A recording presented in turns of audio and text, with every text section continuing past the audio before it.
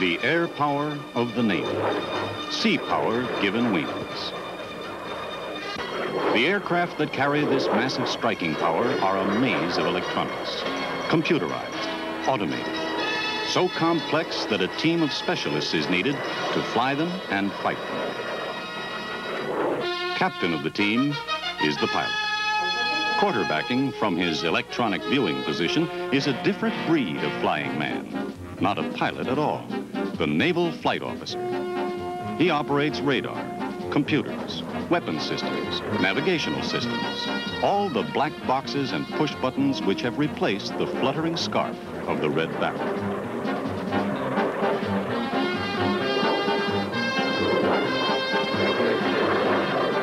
The Naval Flight Officer calls the signals for the pilot. 12 miles to IP. Come to heading 275. Bombing systems are operational.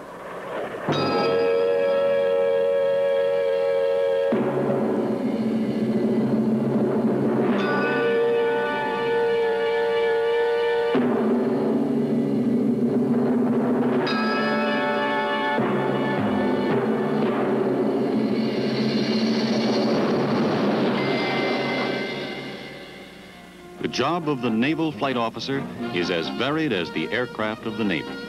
Flying in attack bombers like these, he is both bombardier and navigator, responsible for this bombing attack, and for bringing the flight safely home again.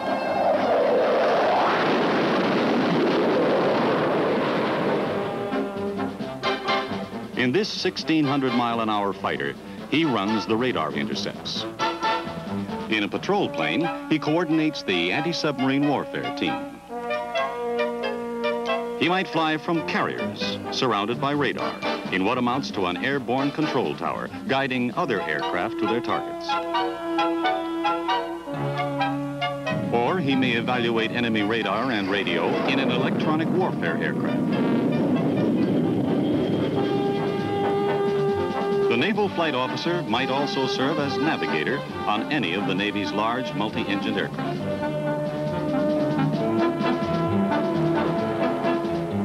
He could be a reconnaissance systems operator checking enemy beaches, or probing the country at supersonic speed from high altitude.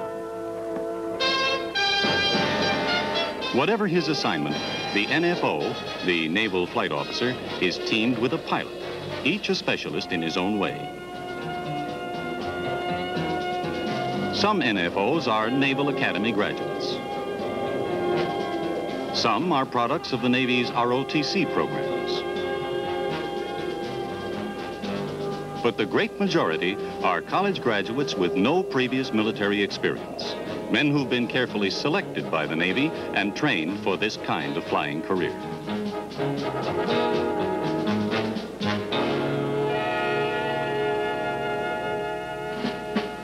Pensacola, Florida, cradle of naval aviation. Most naval flight officers, and most Navy pilots too, begin their careers here as naval aviation officer candidates. The officer candidate is oriented to the Navy and to naval aviation's position in the naval organization and in fleet operations. He is trained in leadership.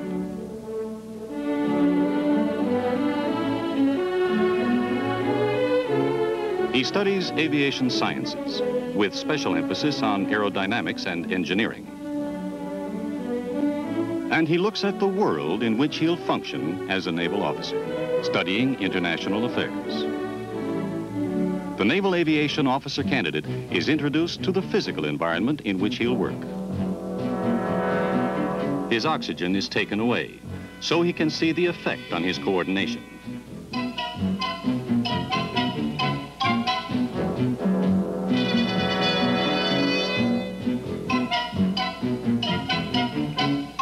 He's blasted. He's dumped.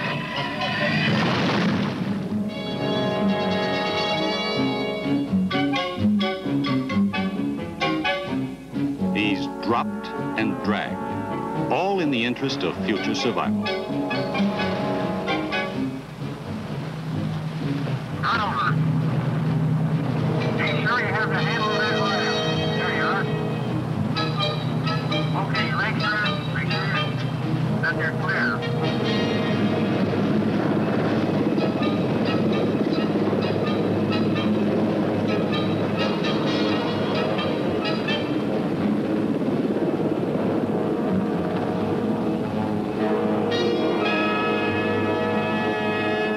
Graduation day here is only one step. The untrained college student of a few months earlier has received only a military veneer and some basic indoctrination.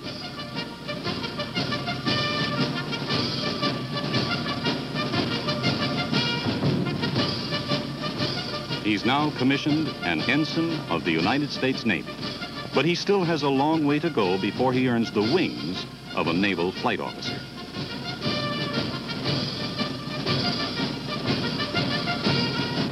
Training Squadron 10 at Pensacola is the next stop. The classroom building is named for one of the first to study the new profession at Pensacola, and one of the first to be awarded the Navy Cross. Mr. Bixel, could I have a VFR frequency, please? Yes, sir. Come to channel 10, please. And Mr. Bixel, would you give me now a VFR position report utilizing the information I have here on the board? Here, the student officer moves from generalities to specifics, the skills of the NFO. Crestview Radio, Navy, 2 November 06, over. 2 November 06, Crestview Radio, go ahead. Crestview Radio, Navy, 2 November 06, Crestview 08, 8500, VFR, Navy Jacksonville, over. Radar and the computer. These are the basics. One job of the Naval Flight Officer today employs the use of modern airborne fire control, ballistic, and navigation computers. These computers, however, are about 1,000 times faster than this demonstration. The flight portion of the training aims to give each student NFO the basic knowledge he needs for his trade and to indoctrinate him to flight. To the aileron. You want to check the aileron and the aileron tab for security. What's the aileron tab? Got your hand out there, Bixel. Naval flight officers are not trained as pilots, but they are introduced to the problems of controlling an aircraft. Would you like to try the controls now, Bixel? Yes, sir. Okay, remember what I told you now. Try to keep your scan going. Check your instruments. Check outside the aircraft for the airplanes.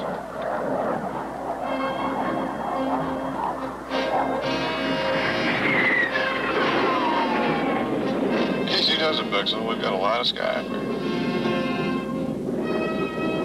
In the brief for this flight, Mr. Bixel, I told you that the T-1A was able to perform maneuvers characteristic of a more complex aircraft. Yes, sir.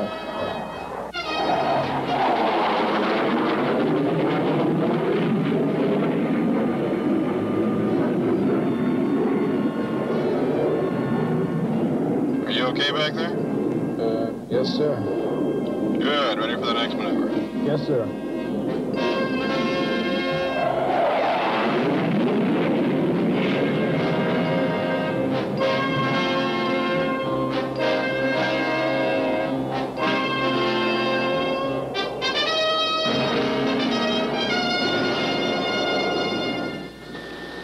Roger, Jacksonville, Navy 2 November 14, over.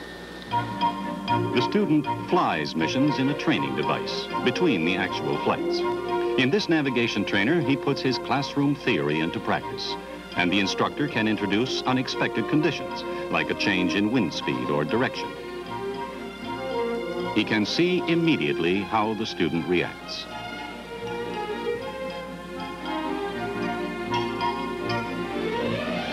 You're drifting west of Crestview, Mr. Bixel. Will you please calculate a new wind? The student flies the route he planned in the classroom and checks his work.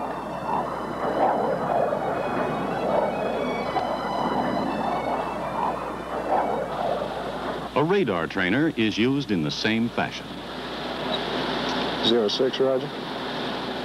Radar views of air routes are fed to the trainer's scope electronically.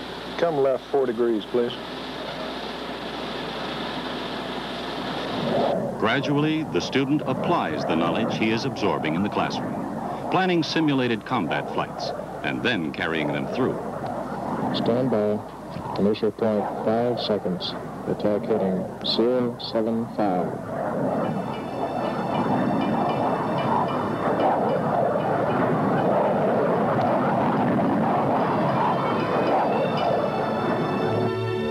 Graduation here in VT-10 represents the hardest part of your training that you're going to When they are ready to through. leave Training Squadron 10, the student officers, both Navy and Marine, have evaluated all the NFO specialties, and the instructors have evaluated the students.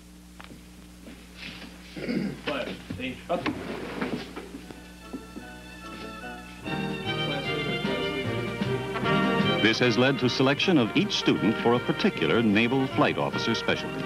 They are ready to move on to other bases for advanced training.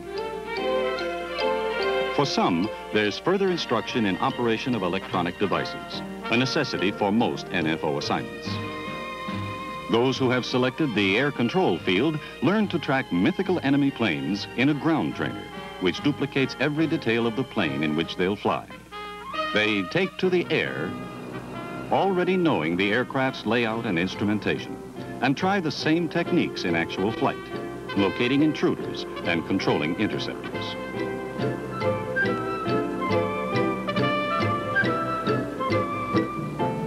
Flying classrooms carry students who have selected navigation or anti-submarine work as their specialties. Jet-propelled aircraft are rigged as classrooms too, for those who operate in high-performance combat aircraft. The wings of a naval flight officer mean that the student has mastered his specialty. Now he's teamed with a pilot for type training. And they're teamed with an airplane, the exact type they'll fly later in a combat squadron. The NFO and pilot get this kind of training throughout their careers, whenever they're assigned to a new aircraft.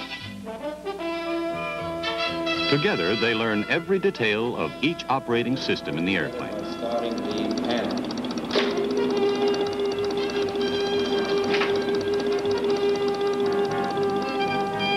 Together, they spend long hours in an operational flight trainer, its instruments simulating actual flight.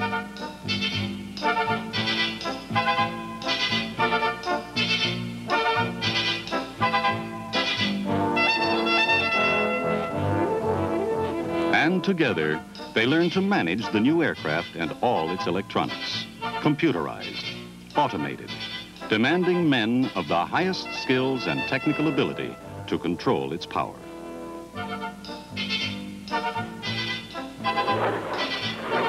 When these officers move on to an operational squadron, they'll be a trained team, ready for action. Throughout the fleet, NFOs are carrying out their assignments as part of the Navy team, calling the signals for naval air operations. Below decks in this attack carrier, teams of pilots and naval flight officers are being briefed for assignments in a coordinated strike that will require cooperation among many types of naval aircraft. Okay, gents, you've had the rundown on the target, you've got the route and how we're getting in there, standard formation on the way down. Once we get ready to make the turn in to go coast in, we'll pick up a standard tactical formation, get it outspread nice and wide, and I'll call my throttle setting there and we'll make our run in. Remember to keep the bird moving. Hadn't been a lot of fire, but we don't want to take any chances on it.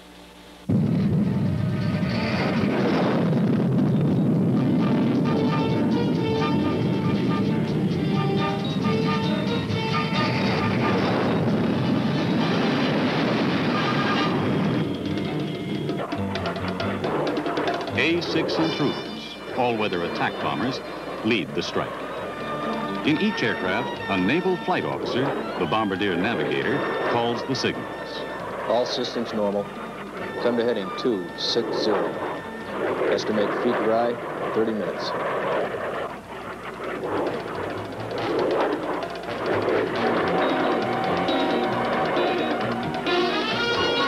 Above each group of bombers, a flight of F-4 Phantom fighters stands guard. each carrying a radar intercept officer, another kind of NFO. Other Phantoms stand by with crews aboard, on call to defend the task force against possible air attack.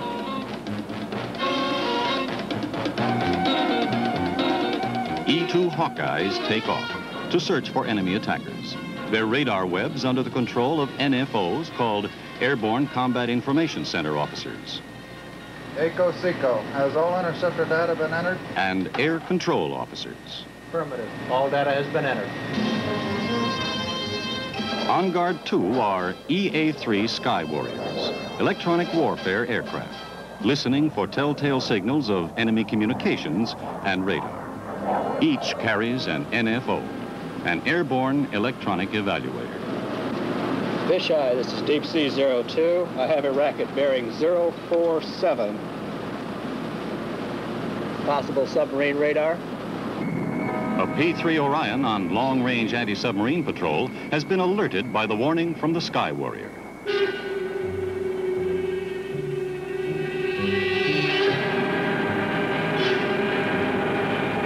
Pilot TC, this is radar.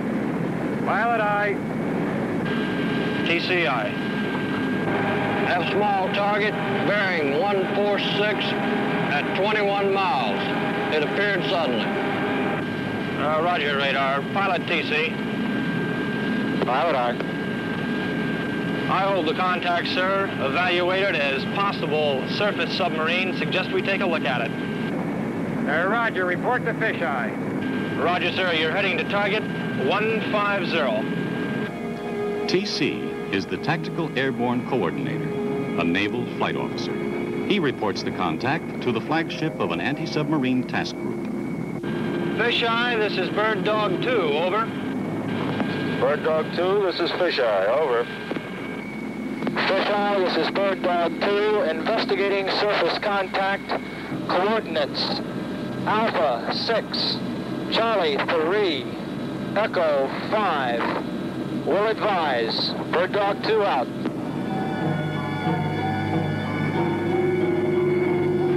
TC from radar. Target became a sinker. Last information, 150 at 6 miles. TC from pilot, how's your fix? Looks right on, sir. I'm putting the target on your BDHI now. Roger, prepare for sonobuoy drop.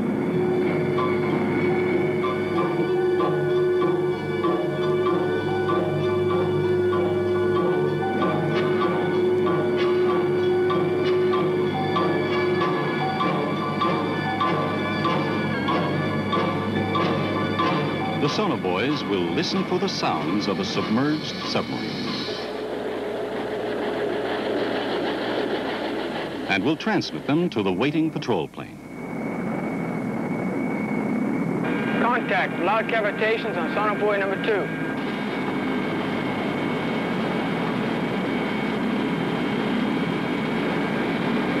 Pilot TC, I have a fix bearing 342, 2,550 yards, sonobuoy 2. Recommend mad run. Roger, TC. Stand by, Mad. MAD, the magnetic anomaly detector, locates a submarine by its disturbance of the Earth's magnetic field.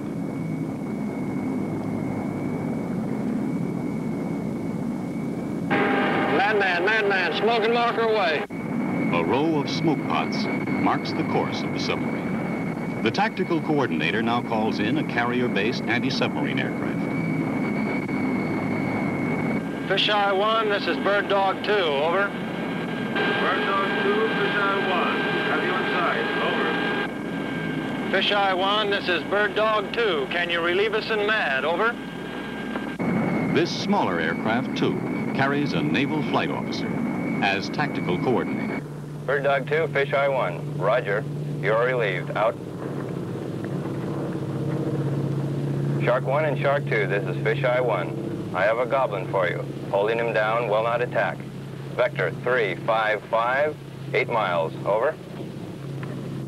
The airborne coordinator will now lead destroyers to the attack in the anti-submarine portion of the exercise. Meanwhile, a patrolling Hawkeye has detected an unidentified aircraft approaching. a bogey.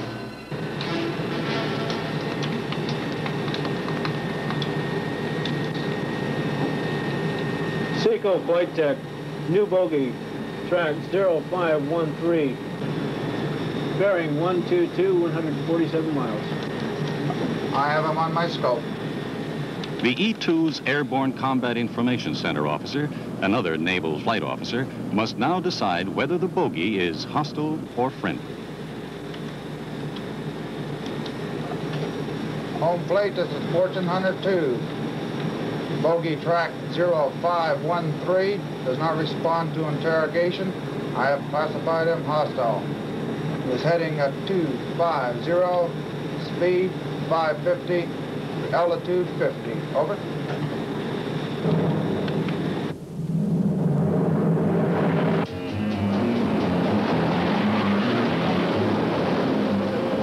The Navy's F-4 Phantom Interceptor, fastest fighter in the world. A naval flight officer rides the rear seat as radar intercept officer. Fortune Hunter 2, this is Backwash 1. Airborne with 2 chicks for your control. Over. Backwash 1, this is Fortune Hunter 2. Vector 150. Elevator Angels 50, over. The air control officer in the Hawkeye vectors the fighter to its target. He will guide the intercept until the fighter makes contact with its own radar. Backwash 1, weapons check, over. This is Backwash 1, weapons suite. Out.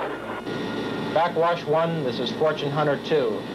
Bogey estimated single aircraft headed 250, indicating 0.92 Mach, over. Backwash 1. Contact 5 right, 41. Over. This is Fortune Hunter 2. That is your bogey, over. Backwash 1. Judy, out.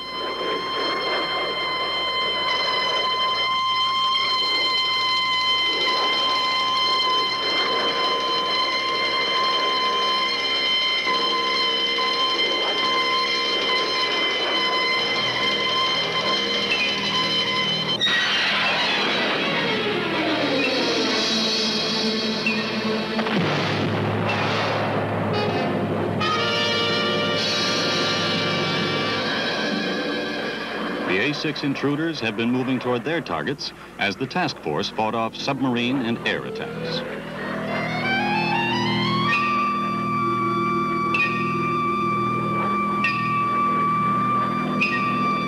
I have the initial point. Follow steering. Roger.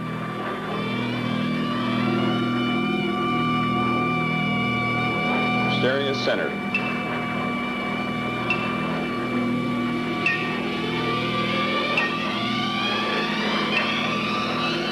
IP 10 miles. Heading to target 280. Roger, right to 280.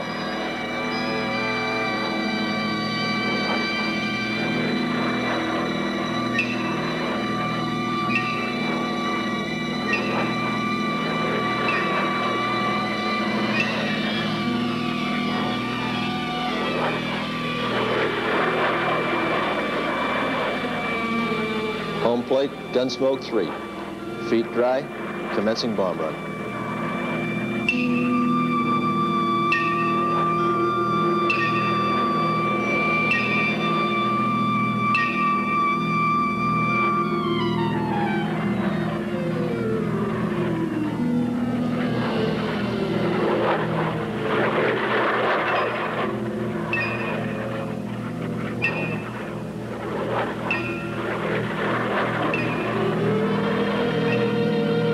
Time to target, 2 minutes. Roger, master arm on.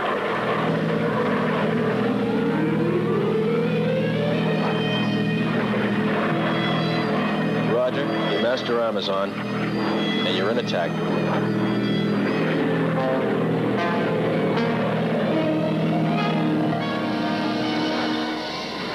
Committing.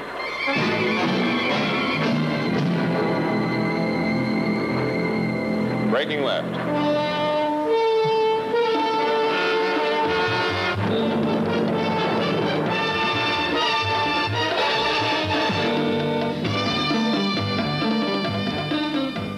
bombs have been dropped. The mythical bombs of a maneuver, and the intruders turn toward home. Aboard the flagship, a report from Air Intelligence. Sir, we have a report from Gunsmoke 3. They broke through the Bay radar defenses and scored a direct hit on the bridge. Yes, sir, their interceptors got off, but our A6s were on their way home.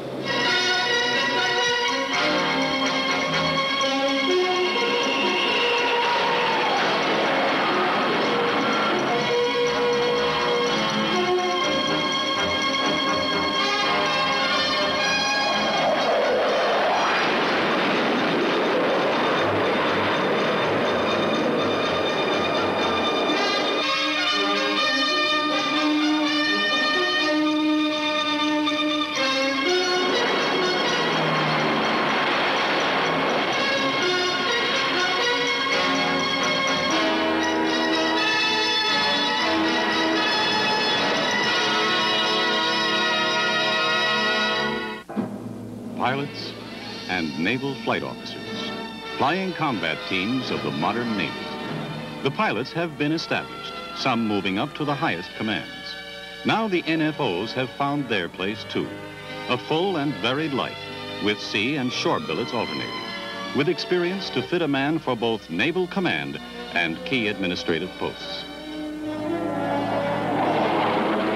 The naval flight officer, calling the signals for the Navy's air team. Playing on his electronic webs, the NFO guides the Navy's air power. The airman of the future.